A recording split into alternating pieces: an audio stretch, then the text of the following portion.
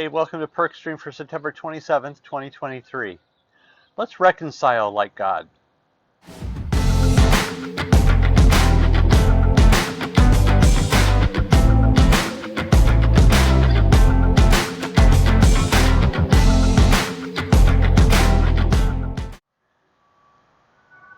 Hey, welcome to PerkStream today. Thanks for joining me here in the gazebo. I hope that your week is off to a great start. Sunday was an awesome service, and if you didn't get to attend, please go back and watch the live recording here on this YouTube channel. So many people have said to me that was such a blessing, that it was moving. It was moving to hear the testimonies of the 5 young people who were baptized.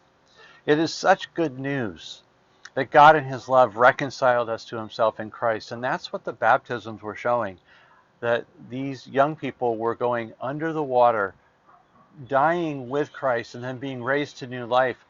That act that reconciled us to God. Yeah, it's a love that defies full understanding, right? We can't account for that completely in our lives, but at one point I said that the instructions and the laws that we were given are meant to help us express that love. We're not just obeying to obey, but we're expressing love back to God and then to one another. And so I just want to remind us what it means to have that kind of love in our relationships. Brothers and sisters, love one another and make space and time for one another.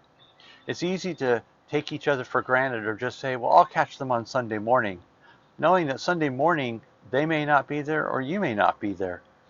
There may also be times when we have fragile relationships. So we want to do what we can to build one another up, to make space in our hearts and our lives for each other, that we can strengthen those bonds and not have fragile relationships that could easily fall apart. Husbands and wives, bear with one another. When you live with someone, you learn a lot about them and you learn a lot about yourself. So it's in that space that we learn to bear with one another. Paul would say, learn to submit to one another out of reverence for Christ, so that you reflect Christ in your relationships. Family members, forgive one another. I have had to ask for forgiveness and then extend forgiveness to my daughters, to my wife, and in all of these relationships, we have learned that forgiveness helps us start another process called reconciliation.